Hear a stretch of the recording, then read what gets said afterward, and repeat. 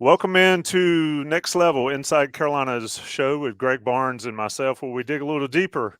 If you were with us a couple weeks ago, maybe 3 weeks ago, we had the legendary Anson Dorrance, and that was part one. It was not expected to be part one, but the conversation was so great, it turned into part one, and this is part two. Coach Dorrance joins us, and Coach, I'm going to get right into it. When we left the end of the last episode, I asked you about the way the things have changed over your 40 plus years. And I discussed Frank Martin's quote about parents and that the kids have not changed, it's the parents that have changed. And I wanted to get your take on your evolution in dealing with not necessarily the players and the kids and the young women, but the parents aspect of it. So let's get right into it. I am always fascinated to hear what you had to say, but especially on this topic because I have teenagers myself. So I want to hear how you have dealt with it and been so successful over the years. Well, this is an area that I consider absolutely critical for anyone in the coaching profession. And I talk about this constantly because I think this is the biggest challenge we have right now. And even though you're sort of implying that, the parents haven't affected their kids, the parents have affected their kids. And so the story I'm about to tell you is, how the parents are basically destroying their own children. And so what's really cool about working at a place like the University of North Carolina, or my assumption is any elite university that has scholars that study the stuff for a living. But periodically, our athletic director will bring in people to inspire us, but also sometimes people just to teach us. And I can remember back in 2012, we brought in the reigning eminent sociologist on our campus, and he was lecturing us. And even though I can't remember all the details of his lecture, it had a very powerful impact on me because of the first two slides. And the first slide was actually something very memorable for me because the top of the slide had the year 1969 on it. And for me, that's a memorable year. That's the year I graduated from high school. And so all of a sudden, this first slide comes up, and here this kid is coming home from school with all F's on his report card. And you witness the parents screaming at the kid. And then he flips to the next slide. The next slide is the year he was lecturing, which was 2012. The kid's coming home from school in 2012 with all F's on his report card. And now the parents are screaming at the teacher. So here's what's happening to this generation of kids that we're currently coaching. The parents are all consumed with, I guess you could generally describe as this thing called the self-esteem movement, where some, maybe Dr. Spock convinced them that here's the way to raise your kid. Make sure your kid never suffers. Make sure they never fail. Make sure, everyone gets a trophy. Make sure your little darling's ass is kissed until you hand them off at the age of 17. And what this is doing is completely destroying the kid because this is the classical snowplow parent that makes sure that every single obstacle is pushed out of the way so their kid doesn't basically experience adversity. And God forbid if this kid is ever responsible for anything that happens to him. No. If they've had any failures, no, it's not your fault. So it's, the parents screaming at the teacher when a kid gets a poor grade. And of course, it's not the teacher's fault. It's the kid's fault. And what's happening right now is parents are so protective. They're so concerned about their kids experiencing any pain that they're trying to protect them from all accountability, which is absolutely ridiculous. I mean, the way we shape ourselves and the way we grow up is actually through failure. One of my favorite cliches of all time was extended to me by a teacher on campus that was asked this question as all the teaching award winners were asked in the Gazette, the University Gazette that we all read. And they were saying, well, which teacher in your life has had the most impact on you? Was it your kindergarten teacher, your high school teacher? Was it the grad assistant you had when you were in college? Which teacher has impacted you the most? And this guy gave a profound answer. He said, the greatest teacher I have ever had is failure. And I'm thinking to myself, well, you know what? That's been my greatest teacher too. Because I'll tell you this, when I fail, I want to rectify it. So what I start doing after I fail, let's assume we've had a miserable season or we've lost a game or something's happened. I'm looking at it and saying, what could I have done? And so for me, failure is an extraordinary teacher. And what's happening right now with this self-esteem movement, our kids are not experiencing failure anymore.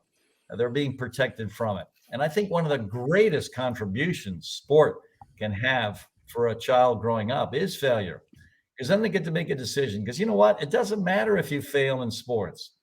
So what if you suck? I mean, your life will not end just because you're a miserable, softball player or basketball player or soccer player. No. And so you get to decide on whether or not you want to be any good. Because you know what? If you do want to be good at something, you're going to have to invest in it. And so what's the feedback you get in sport for investing or not investing? If you don't invest, you're not going to succeed. And if you do invest, you're going to be paid something back. And a lot of times what you're paid back is success for your commitment and work ethic and coachability and all these other qualities that I think I shared with you in our last get together. So for me, this is the travesty of parents now raising their children, raising them with the illusion that if they protect them from pain, they are producing a remarkable individual. And I want any parent listening to this is you're not. If the kids have failed, make sure they have full accountability for it. And then they can decide on what they're going to do.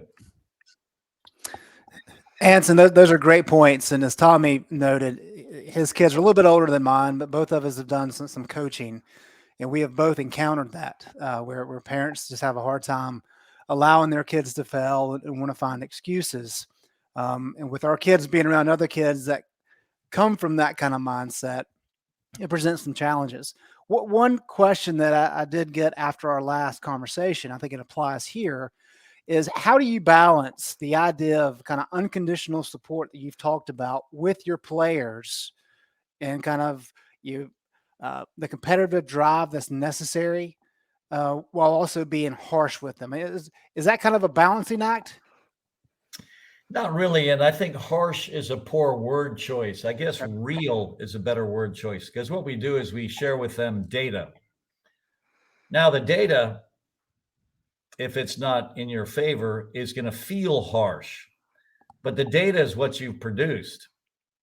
And so basically, when I'm sitting down with a player and we're evaluating his progression, we are showing them data. And the way we try to organize our data to make it very simple for them to sort of classify in their own minds what's going on is every player is ranked in all the different competitions we structure. So let's assume we have a 30-player roster. On a 30-player roster, ideally 4 of those kids are goalkeepers. So they're in their own competitive cauldron. But the other 26 are in the field player competitive cauldron. And then let's assume, like in a typical fall, we have 28 different competitive categories. Each kid is ranked from 1 to 26 as a field player in those 28 different competitive categories. And so that can be harsh, especially if you want to get on the field and you're basically sort of below average. So you're, ranked from 20th to 26th in all these different categories. That's probably not going to get you on the field. So then this is where the player gets to make a choice, because some of the categories are fitness categories. Fitness is not something you inherit. It's something you develop. And so no one, leaps out of the womb cardiovascularly fit. If you end up cardiovascularly fit, you've worked for it. And it was painful. Anyone that runs and can tell you that, the sort of fitness investment you make, if you want to be an efficient runner cardiovascularly, there's a lot of pain involved. And so I'm using that because that's an example everyone can identify with. But all the other categories are a question of investment and time. And so it's based on how committed you are to your own development and growth as to whether or not you're going to succeed. So when we do present them with their rankings, and we present it from the analytics team on a nightly basis, so every single night in an email, they get a ranking from that day's practice. Let's assume you have 5 different exercises in that practice. You're ranked from 1 to 26 in each of those 5. And then the analytics team will give you an overall practice ranking based on the strength of the exercises you did in that practice. Now, sometimes it's going to feel harsh, but that's just your perception of where you're ranked. Because some of the kids can look at a low ranking and it won't be harsh because they know they've been lying on the couch, eating bonbons all summer. So they know they don't deserve to be any higher than where they actually are. Now, obviously, to protect themselves from their parents who have seen them as the best thing on the field ever since they were born, they probably protect themselves by, feeding their parents some line of BS, sort of implying that, we missed something in the ranking, or I've even had parents that, invent medical issues with their parents, with their kids, for their kids, so they're not held accountable for, different fitness standards. But this is just a loving parent protecting their kid from pain and accountability. But basically, the reality is this is competitive athletics. In competitive athletics, there's winners and losers. And we try to construct our practices just the same. So that practice is preparing them basically for the real thing, which is the matches. And so hopefully what ends up developing these kids, failure. Let me ask you a question related to that is, and you've done it for a long time. At what point do you realize that player A is just not good enough, or they've maxed themselves out? How do you know when somebody's maxed out on their ability from a coaching standpoint, and how far you have to push to see that max? First of all, no one's maxed out. Certainly between the age of 17 and 21 in my age span, no one is maxed out. Because I've trained the best players in the world post 17 to 21. And trust me, at the ages of 17, 18, 19, 20, and 21, they weren't as good as they were at 27, 28, and 29. So very rarely is anyone that I'm coaching maxed out. So we have this cliche that we live by called live on a never-ending ascension. So whenever we do any sort of testing, we want the tests to be basically improving every single time. So if you look at the athletic platforms of vertical jump, agility, acceleration, speed, and this cardiovascular thing that we test with the beep test, we want them improving constantly. And so we don't want them maxing out. And so there's some sort of science they can follow to improve in all of those different categories. And then we've got, 12 different technical testing categories where they can also improve by doing things like living on a wall or playing 1v1, or all these different exercises that we're encouraging them to do in the summer in preparation for taking the athletic and technical tests when they arrive back here in August. And so there is no maxing out. Now, is it true that some people are just more gifted than others and there are some that are more talented than others? Absolutely. And it's going to be tough for some kids without talent to compete with a kid that works as hard as the kid that's not as talented. But here's what ends up happening usually, and this is sort of the human condition rearing its head for us. Usually if a kid isn't particularly talented, but wants to survive athletically, invariably they're harder working. Because what does the talented athlete get to do? The talented athlete gets to coast. And in coasting, because they're so talented, they still get to play. They get to start, they get to play maximum minutes. But eventually they collide with someone with equal talent that's harder working or more competitive. And then that's when it's sort of like the line in the sand. And now they've got to decide, holy cow, this guy's just as fast as I was. And usually I just kick it past him and run. And now that's not going to work anymore. Maybe I have to develop some deception in order to beat the player that's just as fast as I am. So now they're challenged to go from one level to the next, because now they've collided with someone with equal talent. Usually that collision happens for the first time for a lot of these kids in college, because usually within their genetic cohort, at, Chapel Hill High School or, the Courage FC football club in Raleigh, Durham, and Chapel Hill, they're pretty much the most talented athlete in the roster. Now all of a sudden they enter the University of North Carolina. So now the superstar from North Carolina is colliding with the superstar from Southern California, the superstar from Dallas, the superstar from Chicago and New York and the DC area. And it's like, whoa, yep, this is different. Rolling out of bed and starting is not happening at the University of North Carolina. So now I know why that coach mailed me that preparation tome that I lined the bottom of my parrot's cage with, that I ignored, because every single day of my life I've rolled out of bed and I've kicked everyone's rear end in.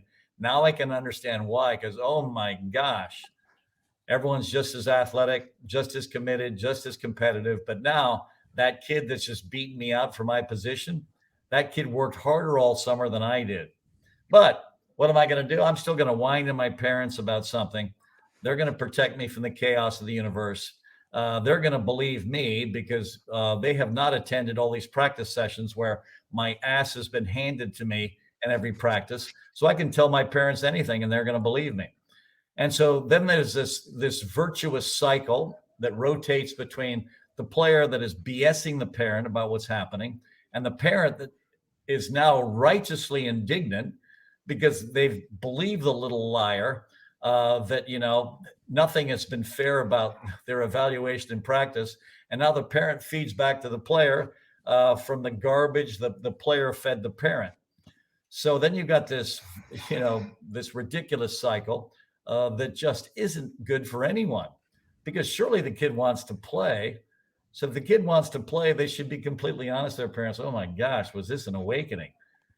Boy, is everyone good.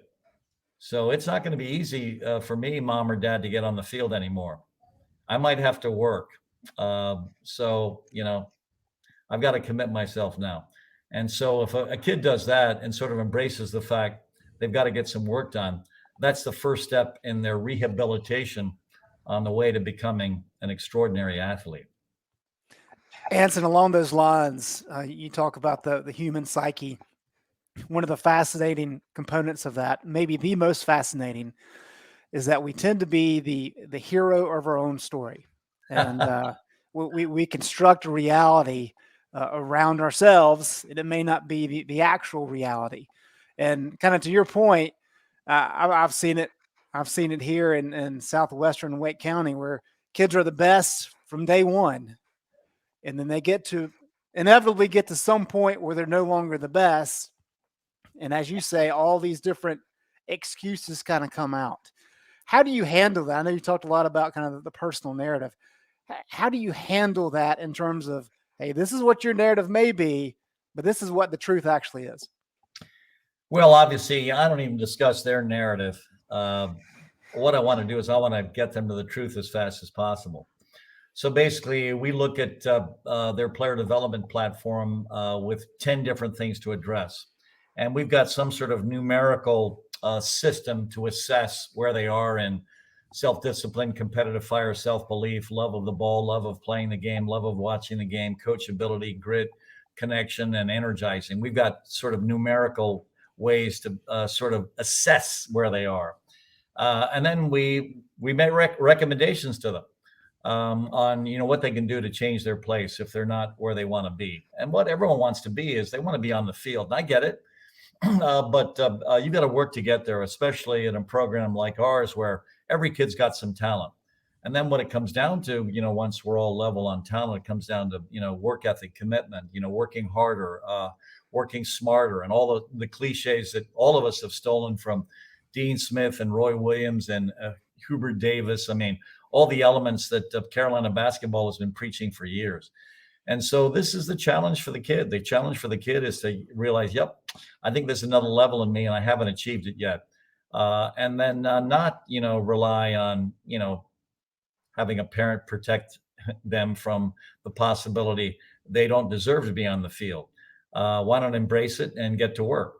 And that's the challenge. It's not easy for a parent that's not in the training environment, relying on a daughter or son who honestly wants to continue to be loved to the same level that their parents will love and embrace them. And so oftentimes the kids, you know, doing their damnedest to, you know, paint a picture that still protects them. How do you have those conversations, or do you have those conversations with parents to kind of bridge that gap?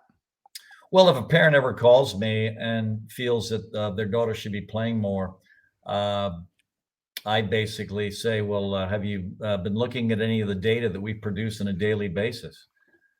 And of course they haven't. There are a lot of things your daughter can do if, she wants to get on the field. And she hasn't done it yet. So I'm not, overly harsh. I'm just matter of factly, just, letting them know that, yeah, she's not there yet. You've been doing it for a long time. What do you remember? Uh, how many players do you think you've dealt with that you thought early on maybe this wasn't going to work, they weren't going to cut it, and they proved you wrong? I mean, surely there's a laundry list of those.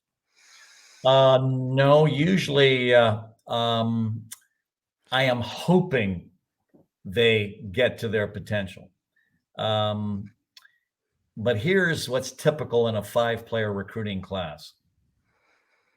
1 player is better than I thought. 2 are about what I thought. 1 is worse than I thought. 1 is so bad they don't get on the field in 4 years.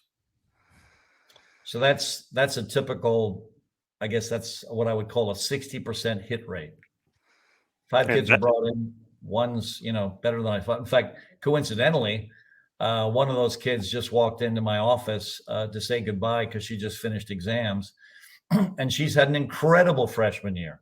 But where she is now was our hope for her. And usually there are other things that get in the way, like lack of work ethic, lack of competitive fire, lack of ambition, lack of coachability. There are all these things that can compromise the evolution of an elite athlete. But she checked every box. And this kid, who had never made a national youth team in her life, has now been brought into the U20 national youth team to compete, to qualify for the U20 World Championship. And it's extraordinary. She's a great story. But she checked every box. And I was unbelievably proud of her, and told her that, just, an hour ago when she was in my office saying, Anson, I finished my last exam. I just wanted to say goodbye. And I just, told her how proud I was of her, because she has, in effect, overachieved. We knew she had potential, but as all of us know in this conversation, not too many people achieve their potential. Anson, your tenure in North Carolina, of course, has coincided with some really good teams in various other sports. Men's basketball and football are kind of front and center. And really the pattern has been for decades upon decades is, if you come to a school like North Carolina, you perform, you have a lot of success, then the opportunity presents itself for you to potentially play professionally and get some money. That's kind of been flipped on its head the last 2 years with name, image, and likeness coming into being. Curious as to your take on NIL, and if you see positives there, and also if you see some negatives.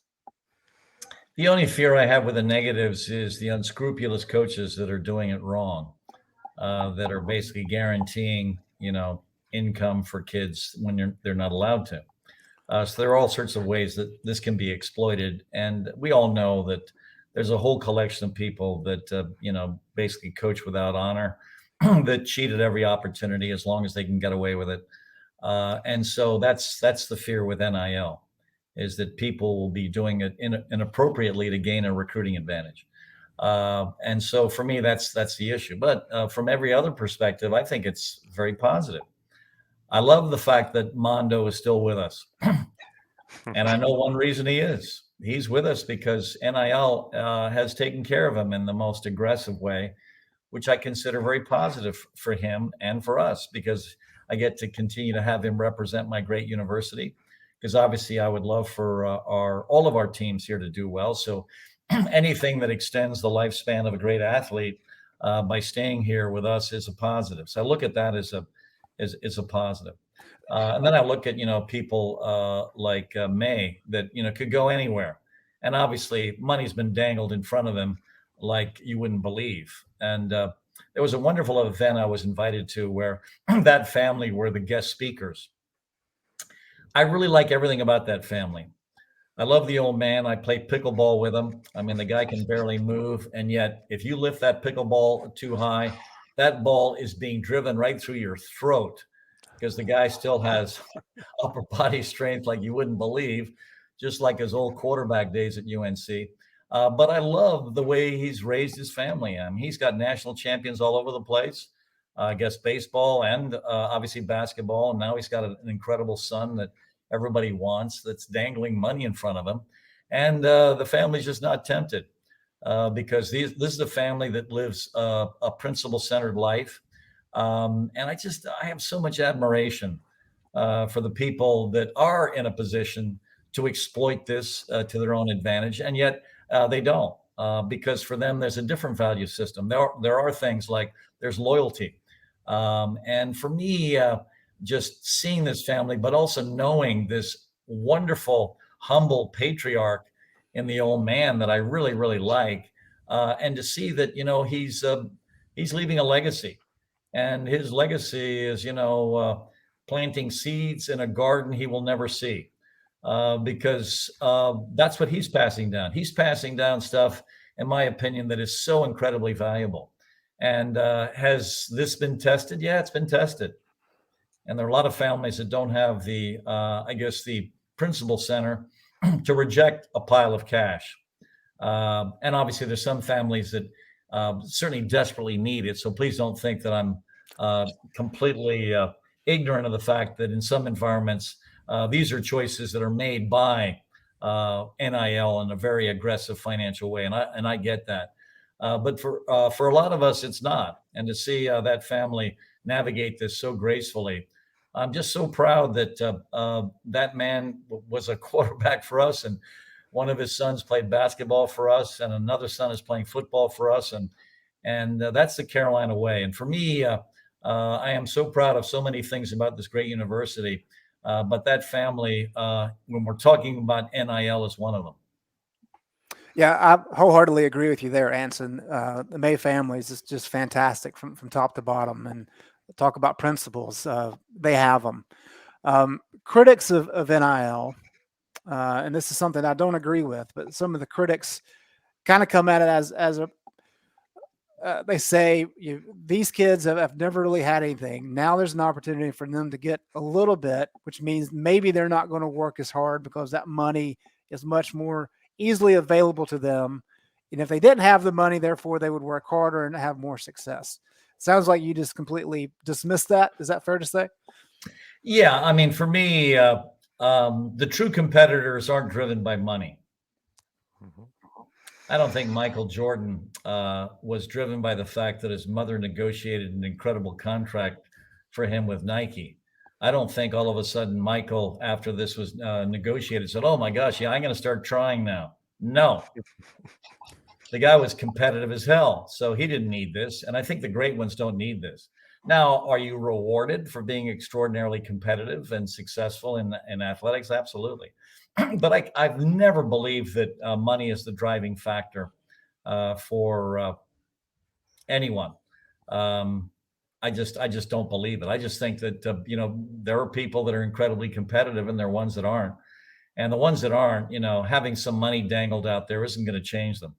And the ones that are competitive, not having money out there didn't change them. I mean, one of the most competitive athletes I've ever coached in my life is a woman by the name of April Heinrichs. And she had this fire when back in her day, there was no money on the table for her ever, ever. I mean, that she could foresee. So that's not why she competed. She just enjoyed beating people to death. And so, yeah, I don't think that's the incentive. When you look at your career, you've won a ton, obviously, and I said we weren't going to talk about your accomplishments on the field terribly much, but I want to ask you what you remember the most. Coach Smith used to always say, and other successful coaches have said, they don't really remember the wins as much as they remember the losses. And obviously, you guys probably had one of the toughest ones, that can happen last year in the national championship. What do you remember the most on the field when you look back over those years? Yeah, I'm like Dean Smith, but I think most coaches remember the losses because they're poignant, and this will crack you up. For the first time, I looked at that game in more depth last night for the first time since December, and honestly, I had a hard time getting to sleep last night because we were clearly there was a mistake. Either the referee didn't see it or the referee saw it and didn't call it. So, and I feel for the seniors because they deserve to go out on top. And they had a remarkable year. And so from that perspective, I really feel for them. So yeah, for me, it is the losses. When you look at that, let's talk about that play. Why isn't there replay? There's replay in every other sport. There's replay, a ball out of bounds or something in a basketball game. There's touchdown or no touchdown in football. Why wouldn't there be replay on made goals in collegiate soccer? Or am I missing something there? No, you're spot on. And honestly, to be completely straightforward, I think most schools aren't prepared for that because it requires additional camera work and everything else. But rest assured, the ACC unanimously voted VAR into resolving issues in conference. And of course, the catalyst for that was what happened to us. But I also want to give a shout out to our commissioner. He was so upset with what he could clearly see was an egregious error. He put me on a mission to basically talk to referees to look at that and see if they agree that that was a foul. And I did. And any referee that looks at it from all the different angles will claim that it was a foul. And then with 16 seconds left, we're national champions. And so that was a horrendous error. And we just didn't have VAR available. So I'm not one to throw the referee under the bus. Maybe she didn't see it. Maybe her assistant referee on the sideline also didn't see it. Maybe the penalty box was just too crowded for them to make a call there. But then, of course, that's when you do use VAR as sort of a tool to resolve, what ends up happening. And so rest assured, within the conference, within the ACC, we are going to use VAR to resolve issues like that. Yeah, that was something. That was yeah. I mean, it was a perfect kick by that young lady for the other team, but good gracious, that was an interesting ending there. And I know it had to hurt. You mentioned the seniors. I couldn't imagine being in their shoes there. You've talked a lot about personal narrative, competitive cauldron, and all the things that you have built your career on. So what is your personal narrative when you look back? First of all, let me correct the perfect kick statement. That was not a perfect kick. See, I'm not a soccer guy. If you're not into the back of the net, that's 3 steps.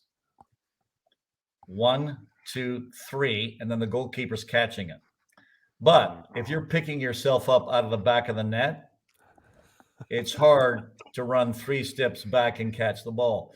So I just wanted to correct that. I didn't want anyone to have the illusion that that kick was so good that the goalkeeper couldn't have gotten it. No. That is easily within range of the goalkeeper as long as someone's not shoving her into the back of the net. So let me just correct that off the bat. And again, I'm just trying to get your narrative to the truth as fast as possible. Okay, so what was the question again? I say, what is your and look, I have no problem being corrected by the greatest to ever do it. None. Your personal narrative. I mean, you have spent your life shaping young people, young women over the last 40 years to their personal narrative, their journey to the truth and all that. What is Anson Dorrance's?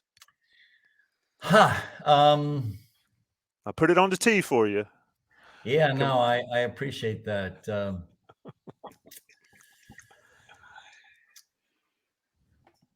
I think my life has been shaped by sport and the University of North Carolina.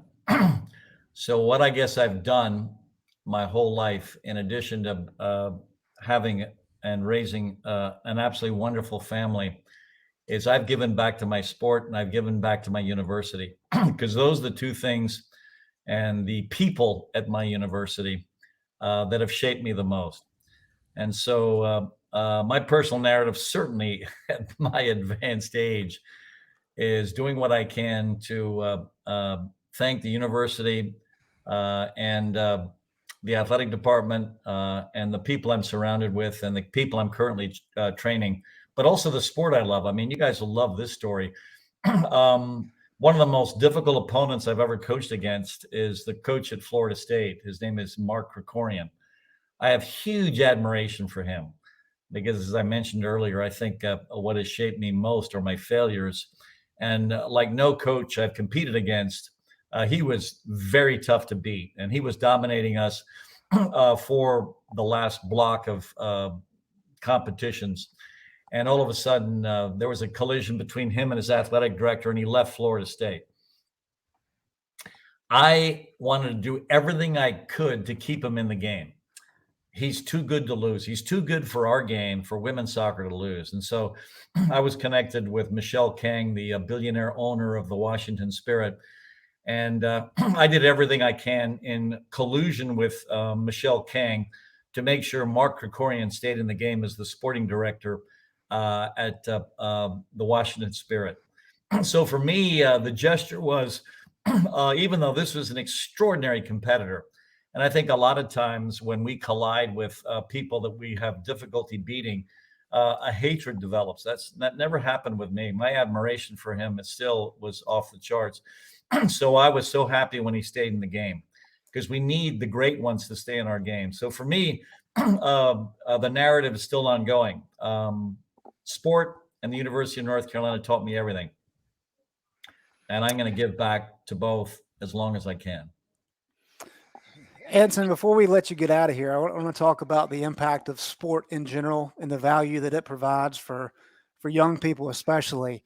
As I'm sure you know, there's been a decline in youth sports over the last couple of decades, and the Aspen Institute had a survey a couple of years ago said that in 2008, 45% of young children played in organized sport. By 2018, that was down to 38%. What is the value in sport and the impact that it can provide for young people? Well, first of all, we've been chatting about that. Obviously, the opportunity to fail and not be scarred by it, the opportunity to fail and then recover and learn from that, and then take that into the real world. So for me, that's the stuff we've been chatting about as well. But this is another very critical area. I think we have to continue to be bold. And I think athletics gives us a confidence to be bold. And I think we don't have enough leaders out there. Certainly, we don't have enough principle-centered leaders, unless just through an amazing coincidence, most of the leaders that we've elected to Congress and the Senate are, a unique collection of, spineless jellyfish that basically drift in whatever direction the money's coming from, or, where they can continue to desperately cling on to power. We've lost real leadership.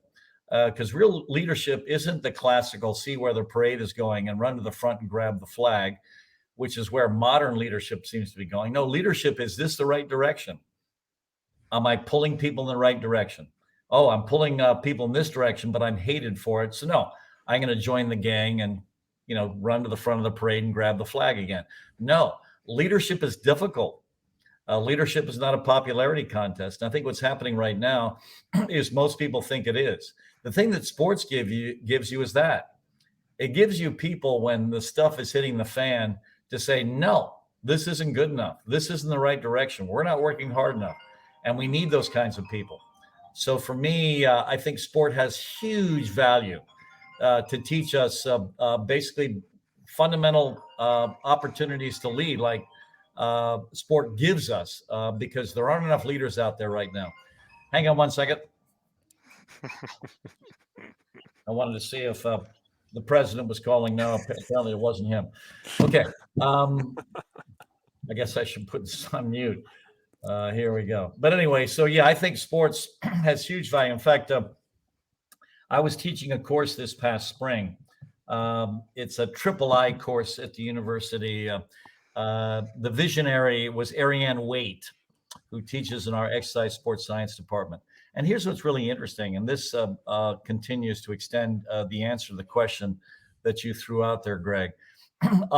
She took the cohort of the athletes that have come here, and she took the cohort of the rest of the university. And of course, the rest of the university, if you compare the two cohorts academically, the regular admissions process brings in an extraordinary scholar, extraordinary academic.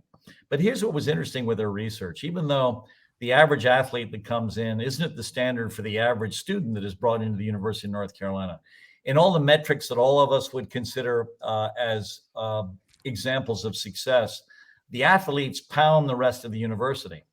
And she even excluded all the athletes that have made fortunes, from their craft. And one of my favorite stories is, what major at the University of North Carolina will project the greatest average income for a lifetime? And of course, the answer is geography. Why? Because Michael Jordan majored in geography. And of course, when you average in the fact that, as we learned from the recent, Nike origin story, he has 400 million of passive income that comes in every year to him because the shoes that are sold with Jumpman on them. You know what I'm saying? So it's really interesting. So she's not including those outliers, the ones that make incredible money from playing their sport. She's talking about the average income for someone that participated in sports at the University of North Carolina with the rest of the student population. So with that vision, she started this course and invited me to co-teach it with her and a wonderful gentleman, very intelligent man from education by the name of Jeff Green. The title of the course, The Art and Science of Expertise.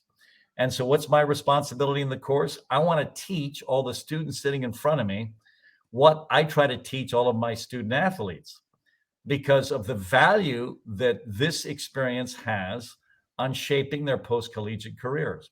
And so sport has huge value. And I'm trying to distill that down into 7 lectures that I'm sharing with the student population. So I'm even doing some scientific research for this now. So there you go, gentlemen. Indeed. Great stuff. Last, I want you to impart your wisdom on a teenage soccer player. It's a young lady. She has visions of being very good, and you have an opportunity to talk to her. She's 12, 13 years old. What would you say to her and people like her at this point in their lives? First of all, don't listen to anyone that's telling you at the age of 12 you have to specialize in your sport. Blow all those people off. Just fall in love with sport. I don't care what it is. Basketball, volleyball, lacrosse, soccer, track and field. I mean, whatever you love doing, just jump into it because that's the key. The key is to love playing sports. Make it a lifetime pursuit. So make sure that's a part of it. And then if you decide that soccer is a sport you want to specialize in, don't drop the others. There's a great cross-training value in playing all these other sports. But if soccer is your dream, live on a wall, play 1v1. Living on a wall is you've got this ball and you've got this, brick wall, and you smash the ball up against the wall as hard as you can to develop power in both legs. And as the ball comes off the wall, you are preparing it with a perfect first touch and then smashing it back on the wall. And so there's nothing better for your development as a player than to live on a wall and then play 1v1 at every opportunity. And especially for girls, for some reason, this confrontation is not comfortable because of the sociology and the way we raise our girls and young women. And then if you are a young woman, don't be embarrassed about being competitive. I mean, if you're a young boy and you're competitive, you're put on a pedestal. And if you're a young girl and you're competitive, for some reason, you're excoriated. That is absolutely ridiculous. So don't genuflect to that. Don't allow people to look down at you because you want to beat everyone to death. There's nothing wrong with having competitive fire because that's an incredibly powerful tool in becoming an elite athlete. So live on a wall, play 1v1, basically master the ball, and don't give up all the sports you love. Play all of them as long as you can. Indeed. Great wisdom from head coach, UNC women's soccer, Anson Dorrance. Coach Dorrance, I know Greg and I agree. Thank you so much for taking the opportunity to talk to us and set the record straight on a few things that I took the wrong. I was just speaking, in hypotheticals, perfect pass, perfect kick, all that stuff. It's been fabulous to talk to you and get some of your knowledge and wisdom. Well, Tommy, you're very kind. Greg, you're very kind. I thoroughly enjoyed it. And Tommy, that was the lightest of reprimands. Trust me. Well, I want to go out to practice and see like a real reprimand. Yeah. So that was the most gentle one I could have extended to anyone. So trust me, I was very gentle with you. Well, I do appreciate it. And like I said, I have no problem being corrected by the greatest to ever do it. Coach Dorrance, thank you for joining us. Well, you guys were a joy. Gentlemen, thank you very much. Thanks, Coach. Take care. Greg, pretty solid part two. I mean, I think the parent discussion early, I think is what I really wanted to get into because you've dealt with it in what you do in your arena. I've certainly dealt with it and for the record, far less. I mean, if Anson Dorrance has to deal with parents, right? Think about how crazy parents are. I mean, Yeah. just a fabulous thing. But I just think it is fascinating to hear him talk about that and talk about how things have changed over the years. Yeah, and Tommy, we talked about this a little bit when Roy Williams retired. But one of the things about Roy Williams and this applies to Mac Brown, Karen Shelton, Anson, of course, is these individuals are so successful in what they do that they have an avenue now where they can just be completely honest and tell you what it's like and how it is.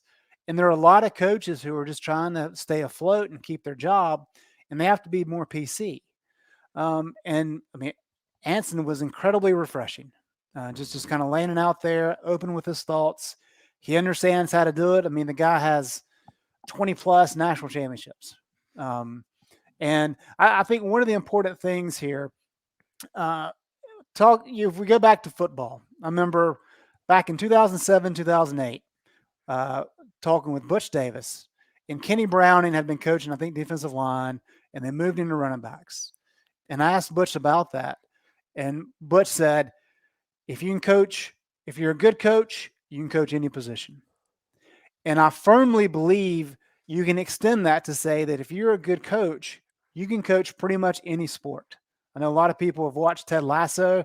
That's kind of the basis of that story is, hey, this guy was such a fantastic American football coach that he can do it at a different level in a different sport. And it worked for him. And I think that's absolutely true. I don't think there's any doubt in my mind that Anson Dorrance can coach any other sport and have a ton of success because he understands the psychological value and impact of imparting leadership and lessons and drive and competition to student athletes or athletes in general. And I think that's the key component of it. That's kind of the main takeaway for me is, he's had a ton of success coaching soccer. But individuals like that can have success coaching pretty much anything they want. Yeah, and your point there, he understands the mindset and what goes on in the minds of people. And look, anybody can tell you the technique to hit the sled or the technique to kick the ball or do all the work he was talking about. But it takes the elite coaches are the ones that get it between the ears for all the players and can put that up. And your point, and I want people to understand this, that listen to this. He is at a level where he can speak his mind freely because he's earned the right to do so. And quite frankly, some of the stuff I'm sure would make a parent cringe that we just listened to when he's talking about, your daughter or your child getting their ass kicked at practice and they need to be telling you the truth and all that. I think it's fascinating. I think it's awesome. I mean, I agree. He's still doing it now, but he's definitely the old school mindset that I love. And look, everybody that's watched that UCLA national championship game thought what he just talked about. And to hear him discuss it, to hear how that'll change the game. And I thought the kick was pretty good, but he's right. goalie couldn't get it when she's on her back in the back of the net. So I stand corrected. And that is why A gentle scolding, Tommy. a gentle scold, gentle reprimand. I would hate to see the tough ones, folks. That's been Next Level with head coach Anson Dorrance. That was part 2. Shout out to Jody for hooking us up. Shout out to Coach Dorrance for coming on for 2 times to talk to Greg and I. And shout out to Greg Barnes for just being Greg Barnes. Shout out to Johnny T-Shirt and Johnny T-Shirt for being great sponsors of all of Inside Carolina and all of Inside Carolina's podcast. Greg and I will come back at some point down the road with some more stuff. It's going to be hard to top, Greg. It's going to be hard to top. Probably the greatest team coach ever. But we'll try to get it done, folks. Thanks, everybody, for joining us.